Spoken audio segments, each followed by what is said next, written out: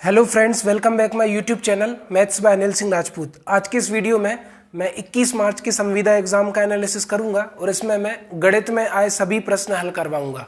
बहुत ही फायदा होगा आपको इस वीडियो को देखने के बाद, क्योंकि देखो इसमें डिफरेंट वैरायटी के सवाल आते हैं, तो अलग अलग सवाल सीखकर आप मैथ्स में कुछ नया सीख रहे होंगे, है ना। और जैसा कि आप सभी जानते हैं कि शिक्षक और सड़क दोनों बिल्कुल एक जैसे होते हैं कि उनसे गुजरने वाले लोग अपनी मंजिल तक पहुंच जाते हैं लेकिन वो वहीं पर रह जाते हैं। और जैसा कि आपको पता है कि ये मेरे YouTube चैनल पर शायद 98 या 97 वाला वीडियो है। इसके पहले मैं बहुत सारे वीडियोस अपलोड कर चुका हूँ। ज्योमेट्री के ऊपर मैंने एक प्लेलिस्ट बनाई है, नंबर सीरीज़ के ऊपर बनाई है, बहुत सारे शॉर्ट्स डाले हैं शॉर्ट ट्रिक्स के ऊपर। तो इस तरीके का बहुत सारा नॉलेज मैं आप लोगों को डिलीवर करने की कोशिश कर रहा हूँ। तो अगर आपको कुछ नया सीखना है, अपनी लाइफ में कुछ इंटरेस्टिंग करना है, अपनी लर्निंग प्रोसेस को बढ़ाना है, तो आप मेरे YouTube चैनल से जुड़ सकते हैं। और अगर आप मेरे चैनल पे नए व्यूअर्स हैं तो मेरे चैनल को सब्सक्राइब कर सकते हैं। चलिए गाइस, आज की क्लास शुरू करते हैं। आपके सामने बोर्ड पर दो क्वेश्चन लिखे हैं। फर्स्ट वाला क्वेश्चन क्या है? √6 प्लस √6 प्लस √6 प्लस √6 ये अनंत तक गया है। वर्गमूल 6 प्लस वर्गमूल 6 प्लस वर्गमूल 6 प्लस वर्गमूल 6 और ये इनफाइनाइट तक गया है। तो आपको क्या करना होगा? इस 6 के लगातार गुणनखंड निकालने होंगे। तो 6 के लगातार गुणनखंड हो गए 2 3 6। कितना हो गया? 2 3 6। इट मीन्स इसको आपने इस तरीके से तोड़ा कि दोनों के बीच में 1 का गैप था, 2 और 1 3। 6 के लगातार गुणनखंड निकाले। अगर पूरा सवाल प्लस में है, तो उत्तर आएगा बड़ी संख्या। 2 और 3 में बड़ा क्या है? 3। अगर पूरा सवाल माइनस में होता, मान लो प्लस की जगह पर माइनस होता, माइनस माइनस माइनस माइनस, पूरा सवाल माइनस में होता तो उत्तर आता 2। फिलहाल के लिए हमारा आंसर कितना होगा? 3। अब इस 6 की जगह पर नंबर हो सकता था 42। 42 को मैं लिखूंगा 6 7 42, है ना। हो सकता था 56। 56 को मैं लिखूंगा 7 8 56। इस 6 की जगह पर हो सकता है 72। इसको मैं लिखूंगा 8 9 72। अगर पूरा सवाल प्लस में है तो बड़ी संख्या उत्तर आएगा 7। अगर पूरा सवाल प्लस में है तो बड़ी संख्या उत्तर आएगा, यहाँ पर भी बड़ी संख्या उत्तर आएगा। अगर पूरा सवाल माइनस में है तो उत्तर आएगा यहाँ पर 6, यहाँ पर आएगा 7, यहाँ पर आएगा 8। उम्मीद है आपको ये क्वेश्चन पसंद आ रहा होगा।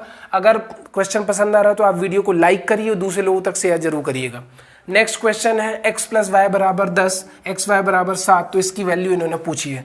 तो आप एक सर्वसमीका जानते होंगे कि x प्लस वाई का जो वर्ग होता है ना, x प्लस वाई का वर्ग होता है x का वर्ग धन y का वर्ग धन 2xy। कुछ लोगों ने पढ़ा होगा a प्लस बी का वर्ग बराबर a का वर्ग धन b का वर्ग धन 2ab। ठीक है, तो x प्लस वाई बराबर 10 है, तो यहाँ पर रख दो 10 का वर्ग, और x वर्ग प्लस y वर्ग निकालना है, तो ये हो जाएगा x वर्ग प्लस y वर्ग प्लस 2। xy का मान कितना है? 7, तो xy की जगह रख दो 7।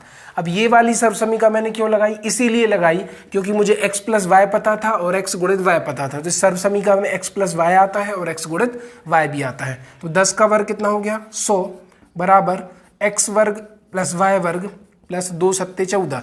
अब ये धन का 100 इस तरफ आएगा। जब धन का 100 इस तरफ आएगा तो जैसे अपना स्थान चेंज करेगा तो माइनस का हो जाएगा। तो 100 माइनस 14 बराबर आ गया x का वर्ग प्लस y का वर्ग। 100 में से 14 गया, बचा 86। तो इस क्वेश्चन का आंसर आएगा x का वर्ग प्लस y का वर्ग बराबर 86। तो आपने दो नए टाइप के क्वेश्चन सीखे। भले ये क्वेश्चन संविदा के एग्जाम में आप नहीं बैठ रहे हैं, लेकिन आपको मैथ्स स्ट्रॉन्ग करनी है तो ये बहुत अच्छा प्लेटफॉर्म है आपके लिए। कुछ ना कुछ आपको नया सीखने को मिलेगा।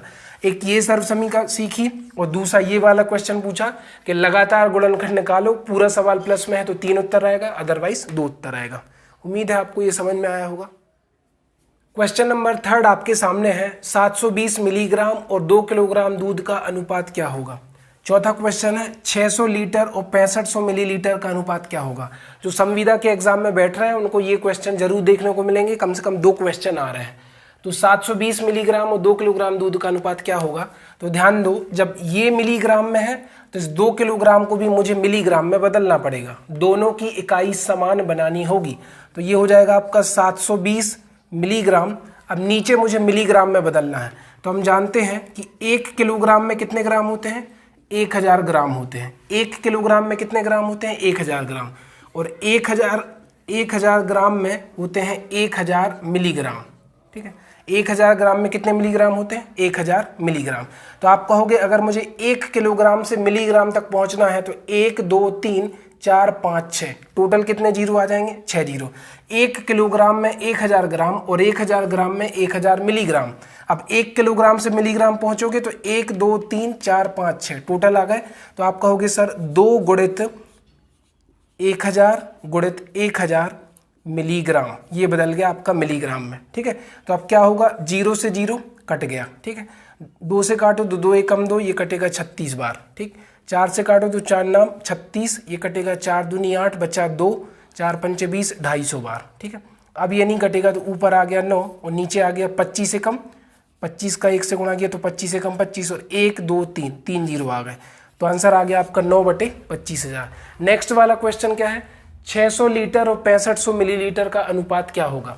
तो हम सभी जानते हैं कि 1 लीटर बराबर होता है 1000 मिलीलीटर।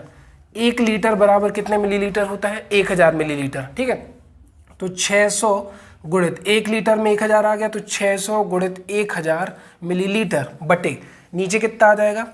6500 मिलीलीटर। जब ऊपर वाला मिलीलीटर में बदल गया तो नीचे वाला भी मिलीलीटर में आपको बदलना है, दोनों की यूनिट सेम बनानी है। तो 2 जीरो से 2 जीरो कट गए। अब इसको आप 5 से काटो तो 5 दूनी 10, 5 से कटेगा 13 बार। ठीक है, तो 6 दूनी 12, तो आ गया 1200/13। तो इस टाइप के क्वेश्चन एग्जाम में जरूर पूछ रहा है और ये यूनिट जानकर आप अपना नॉलेज भी बढ़ा सकते हैं कि 1 लीटर बराबर 1000 मिलीलीटर, 1 किलोग्राम बराबर 1000 ग्राम और 1000 ग्राम बराबर 1000 मिलीग्राम। तो 1 किलोग्राम से जब मिलीग्राम तक पहुंचे तो 1000 गुणित 1000 मुझे करना पड़ा, तो मिलीग्राम में बदल गया। अगर आपको वीडियो पसंद आ रहा है तो वीडियो को लाइक जरूर कर दीजिएगा और चैनल पर नए व्यूअर्स हैं तो चैनल को सब्सक्राइब जरूर कर लीजिएगा।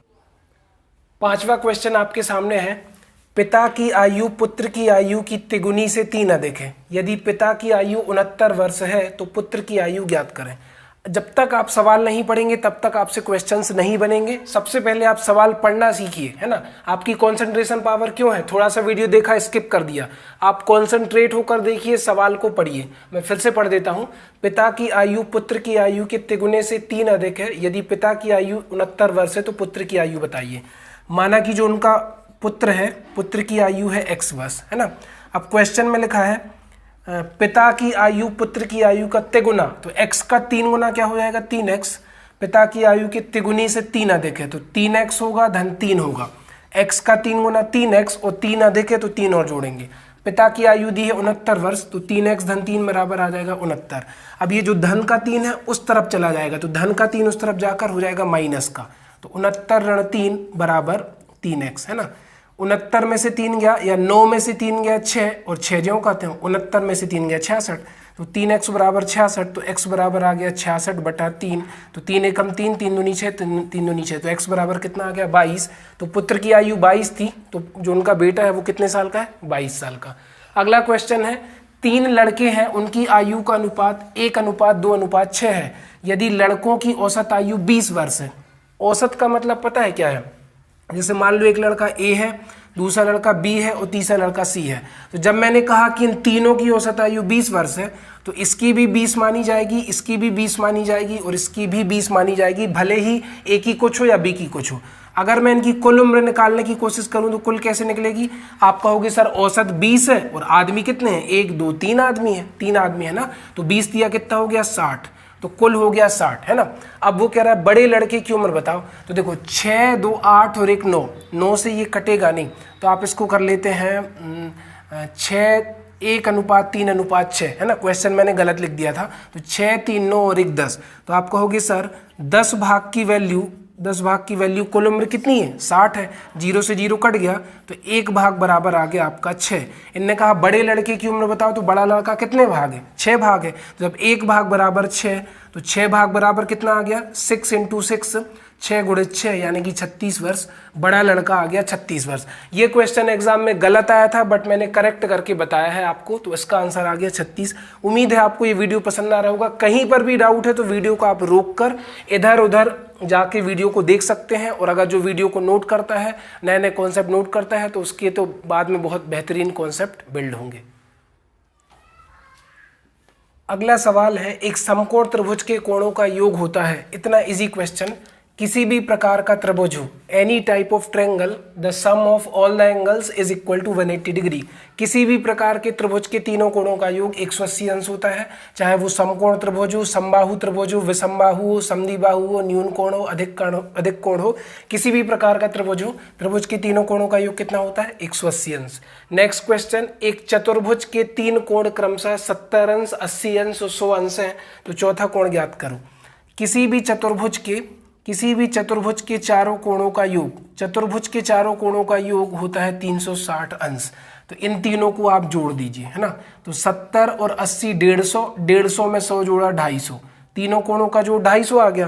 360 में से 250 घटा दो, 60 में से 50 गया तो आंसर आ गया 10, और 3 में से 2 गया, आंसर आ गया 1। तो 110 डिग्री चौथा कोण होगा।